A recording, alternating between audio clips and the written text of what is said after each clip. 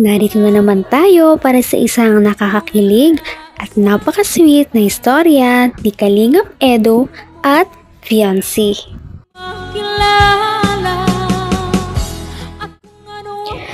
Para sa video na ito ay dumalaw na naman si Kalingap Rab at Kalingap Team sa bahay nila Fiancé matapos ang Pasko. Tumambad nga sa kanila si Ate Fiancé na may isang malaking ngiti at kitang-kita natin na siya ay parang nagpaganda ngayon. Tipo ng puso ko ito, lagi rin akong nagdarasan, hinihintay kita. Sa video na ito ay mapapansin natin na parang nag-ayos talaga si Ate Fiancé at parang pinaghandaan ang pagdating ng Kalingap Team. At di rin mapagkakaila na parang tila iba ang ngiti ni Ate Fiancé.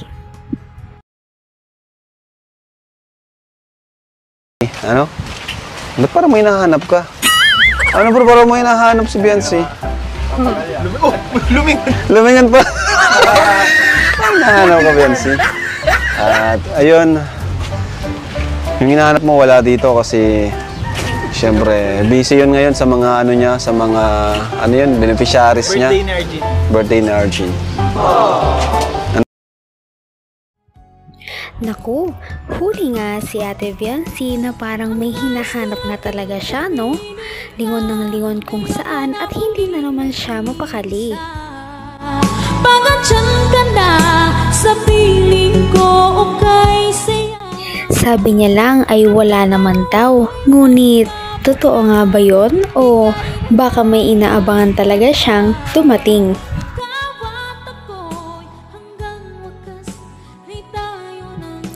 Darating kaya ang hinahanap ni Ate Fiancé? O baka naman talagang busy nga at hindi makakarating? Maya-maya ay halatang halata na parang kinabahan si Ate Fiancé noong biruin siya ng Kalingap Team na parang may dumating nga. O, yun ang hinihintay mo. Dito na. Ayan na. Ayan ang hinihintay. Kanina ka pa hinihintay ni ano? Kanina ka pa hinihintay ni Fiancé, oh. Oh, bakit? Anong balita? Bakit ako hinihintay? Mukhang hindi talaga dumating ang kanyang hinihintay. Muntik na siyang maniwala doon sa sinabi ni Kalingap Rab. Dahil imbis na ang kanyang hinihintay ang dumating, si Kuya Arjun lang pala yun. Napakabait talaga ni Fiancé dahil kahit hindi ito ang kanyang hinihintay ay ngumiti pa rin siya at naging magalang.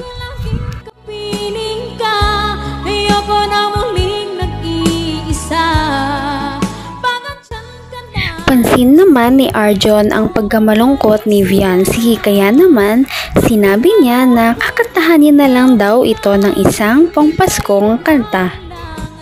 Kakantahan kita ng ang asko. Thailand, kinukumadaliw.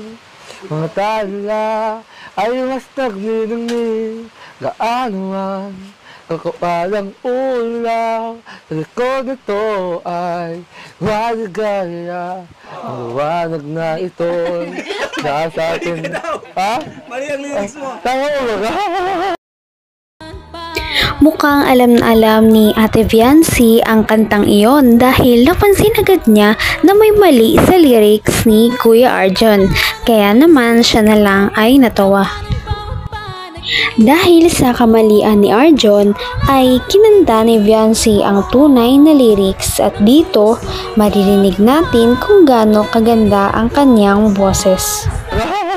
Liwanag nga ito ay nasa ating lahat.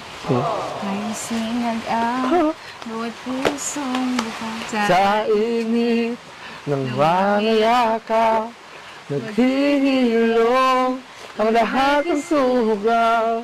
Ang nagsindi nitong ilaw, walang iba kundi ikaw.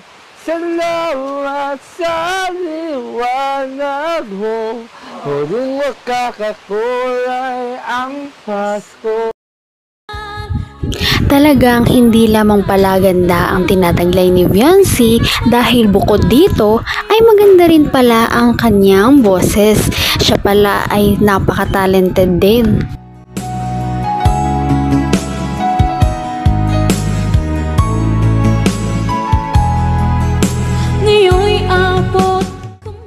Nagulat naman si Ate Viancy noong dumating pala ang kanyang hinihintay dahil ito pala ay nakikinig lamang sa kanilang kanta sa likod ng pintuan. Yung kalingap. Oh! Awa! Si Entong Z! Kinikilig na oh! Oh, paano ko yan? Dumating na nga ang kanyang pinakihintay na si Kalingap Edu. Dahil dito, hindi matago ni Viancy ang kanyang biglaang pamumula at ngiti. Ano ba yan? Dito na yung charming mo. Sayang.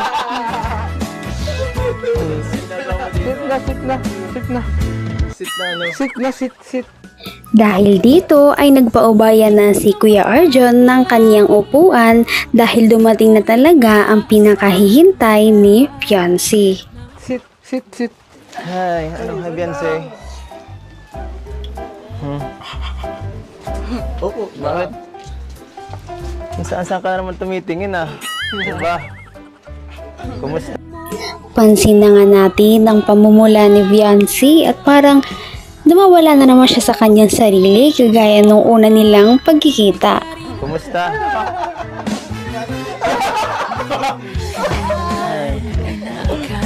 Ako kasi naiwan yung grocery.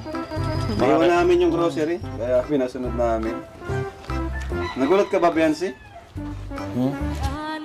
Halatang halata kay Viancy na parang sasabog na siya sa kilig dahil dumating nga ang kanyang pinakahihintay na si Kalingap Edu. Ngayon, makikita naman natin na parang hindi na naman sila magkatagpo ng tingin dahil si Viancy ay iniwas na naman ng tingin, tumitingin lamang siya sa pinto. Lagi rin akong nagdarasan, hinihintay kita ng kahit tagal. Dahil nga sa umaapaw na chemistry ng dalawa kahit hindi man sila mag-usap ay kinikilig din ang Kalingap team at ang ibang nanonood sa kanila kagaya ng kanilang mga kamag-anak at kapatid. Bagay na bagay talaga ang dalawang ito kaya naman nagtitrending talaga sila at sikat na sikat ang kanilang love team. Ay, paborito mo to, no? Paborito mo ako nag-unbox nito. Joke lang. Oh. Ikaw pala ang makakasama, hanap ko noon. Okay lang, madali lang.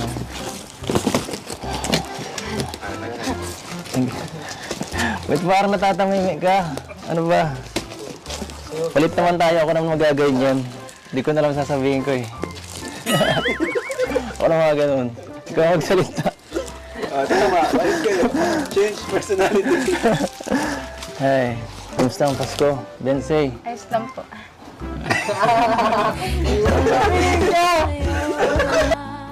Ito ay kanilang pangalawang pagkikita pa lamang kaya naman parang nahihiya pa rin talaga si Viancy at hindi niya alam kung paano siya haharap o makikipag-usap kay Kalingap Edu. Ikaw at ako'y hanggang wakas ay tayo ng dalawa.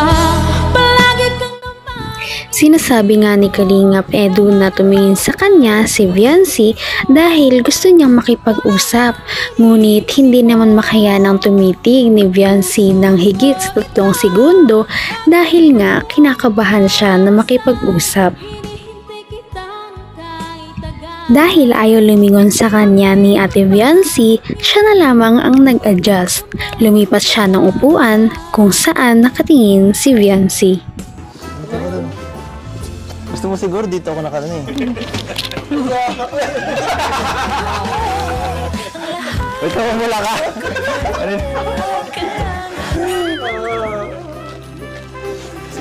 Sige, ako naman. Ako naman dito maganda. Parang hindi naman nakatulong ang paglipat ni Kuya Edu dahil parang mas lalo lang naman kinilig si Viancy. Lalo siyang nagpanik at mas lalo siyang namula. Grabe nga ang kanyang ngiti, parang hindi maalis sa kanyang pisngi. Wala lang. Bensay. Sulat ako, Bensay. Bensay, baka ako naman tingnan mo. Ginagaya mo ba siya? Ha? Salita. Oo. Maging komportable ka lang. Para mo lang kaming kuya dito. Bumalik na nga si Kalingap Edo sa kanyang upuan dahil baka palitan pa siya ni Kuya Arjon dito. Pagkatapos naman ito ay mas kinilig pa ang mga viewers sa susunod na pangyayari dahil napaka-sweet nila. Bensay, tumingin ka dito. Bensay, tumingin ka. Tumingin ka ng matagal. Try mo. Inubo po siya. Bensay, appear.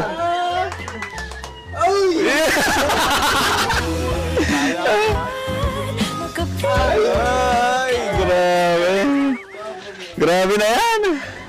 Grabe talaga at nakakakilig ang love team na ito. Sana ay patuloy natin silang subaybayan at suportahan para lumago pa ang kanilang love team. Yun lamang at maraming salamat sa inyong panonood. Bye! Ngayon'y abot kamay na kita.